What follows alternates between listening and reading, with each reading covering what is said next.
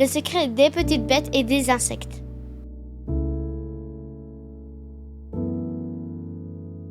Bonjour, je suis Léon. Je fais partie de la famille des insectes. En général, on nous trouve beaux, nous les papillons, et on nous aime bien. Mais d'autres insectes ou petites bêtes ont moins de chance car on les trouve laids ou ils font peur. Pourtant, sans nous, la nature ne serait pas si belle et les plantes ne se développeraient pas aussi bien. Suivez-moi, je vais partager avec vous la vie ordinaire des petites bêtes. Par une belle journée ensoleillée dans la prairie du parc, face à la plaine de jeu, une araignée tisse sa toile au cas où des insectes viendraient. Au même moment de fleurs, Elsa et Anna sont contentes parce qu'il y a un beau soleil et un peu de vent chaud. Bonjour Anna, comme il fait beau aujourd'hui. Oui, il fait très beau. Momo la mouche vient saluer les belles fleurs. Bonjour, c'est une magnifique journée, n'est-ce pas?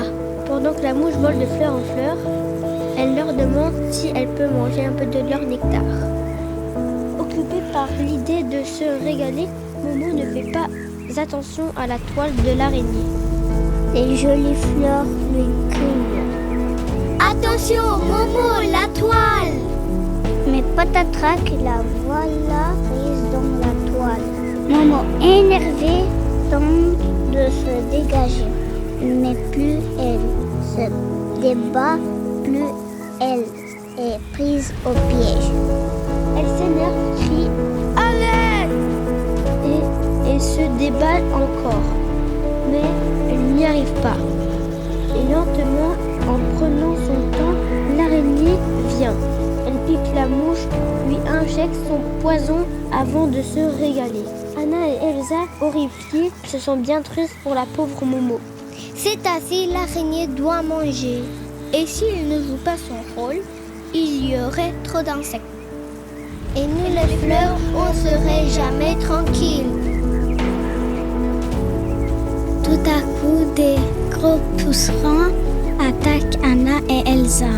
Les deux amies crient « Au secours! Au secours !» Lily la coccinelle entend l'appel et arrive aussitôt. J'arrive, j'ai justement très faim. Miam miam miam. Lily vole vers les fleurs. Il dévore les pucerons, les uns après les autres, et débarrasse les deux amis des nuisibles suceurs de sève. Un peu plus loin, dans le verger, d'autres insectes et petites bêtes sont eux aussi très actives. Lana, l'abeille, quitte sa ruche et part à la recherche de jolies fleurs pour récolter du bon nectar. Elle se dirige vers le verger près du vieux chêne. Allons voir si les arbres sont en fleurs. Ah oui, je vais pouvoir goûter et m'assurer que le nectar est bien sucré. Dans le pommier, une fleur l'appelle. Viens chez moi goûter mon bon nectar. Une autre fleur s'interpose. Non, viens plutôt chez moi. Les fleurs sourient. Tu nous chatouilles. Le vieux chêne intervient. Il est temps pour toi d'aller chercher les autres abeilles, Lana. Les fleurs ont besoin d'être fécondées. Regarde tous ces arbres en fleurs et surtout n'oublie pas ton chemin. De retour à la ruche, Lana l'abeille prévient toutes ses copines. Suivez-moi, le nectar est fin et sucré, il est temps d'aller le récolter. Toutes les abeilles quittent la ruche et la suivent en dansant. Le vieux chêne semble regarder les autres arbres en souriant. Il veille sur eux depuis toujours. Du haut de ses 500 ans, il en a vu passer des insectes pollinisateurs s'activer au printemps. De même entre ses racines qui le tiennent toujours droit. Des centaines de petites bêtes travaillent à soigner la terre. Ainsi son tronc s'élargit d'année en année. et entre ses branches, il abrite de nombreux animaux. Oiseaux, insectes, petits mammifères comme l'écureuil. Pourtant, chaque année, il a de plus en plus soif en été avec le changement climatique. Il doit tenir cependant pour continuer à accueillir tout ce qui vit, du plus grand au plus petit, ceux qui s'enracinent et ceux qui butinent. Il observe le temps qui passe au fil des saisons et protège les végétaux et les animaux. Les abeilles butinent les fleurs dans un joyeux bourdonnement. Elles cessent de voler, se posent un peu partout dans le verger et écoute attentivement. Clara, le vieux prunier, demande aux abeilles toute leur attention. « Mes amis, vous avez besoin de notre nectar pour votre bon miel. Et nous avons besoin de votre aide pour donner de bons fruits qui donneront d'autres arbres. Vous pouvez vous régaler de notre nectar, mais il est important de procéder par ordre. Il faut commencer par butiner les fleurs, garçons, que vous reconnaîtrez facilement. » Tommy, une fleur du prunier, explique. Regardez mes étamines remplies de pollen. En buvant mon nectar, se collera à vos poils et vous l'emporterez dans une fleur fille. Mimi, une jolie fleur fille, explique à son tour. Il vous suffira de déposer dans mes pistils. Je serai fécondée. Cela veut dire que je donnerai des fruits. Mila l'abeille réfléchit et dit « Parfait, on vous aide en faisant bien attention de passer d'une fleur garçon à une fleur fille, du moment que votre nectar nous permet de fabriquer du miel de qualité. » Tout autour du vieux chêne, les arbres en fleurs, pommiers, cerisiers, pruniers, poiriers, figuiers, tous invitent les petits gourmands à venir se nourrir. Les abeilles butinent les fleurs dans un joyeux bourdonnement. Psst, moi Léon, j'ai entendu le secret des fleurs. J'appelle les papillons et nous aussi on se met au boulot. Tous rejoignent le festin du verger.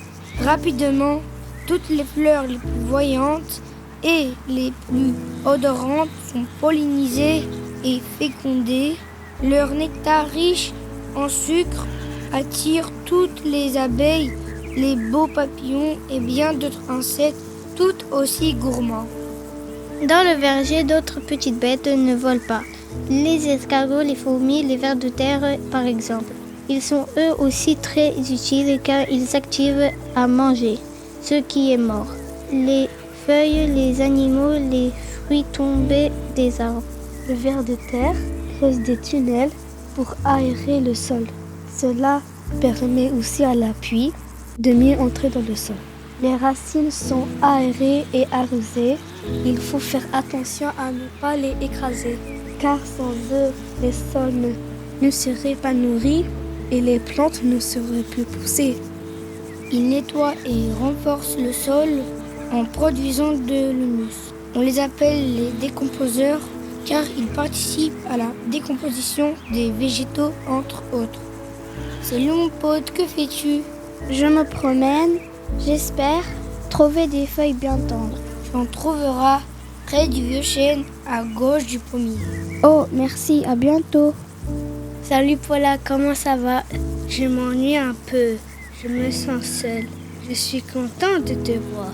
Oh, tu te sens seule, mais pense que sans nous, la terre ne serait pas aussi riche et bien aérée. C'est vrai, les plantes ont besoin de nous pour vivre. Bon, à plus tard, je pars à gauche. Moi, je vais à droite, à bientôt. Sans toutes ces petites bêtes, la nature ne serait pas aussi abondante. Nous avons besoin d'observer le temps qui passe au rythme des saisons, de préserver les différentes espèces et leur habitat. Pour continuer de profiter de bonheur simple comme les promenades en forêt. Être caressé par l'eau, source de vie, être enveloppé d'air pur, être entouré de plantes pleines d'arômes. Profiter et respecter ces espaces verts ou se balader calmement. Mais surtout, il faut protéger la végétation et les insectes, car ils nous permettent de nous nourrir de fruits et de légumes. Pour préserver la vie, il est important de respecter ces endroits, les jardins, les parcs, les terrasses, les toits verts, offrant aux petits et aux grands des espaces de détente et d'observation de la nature.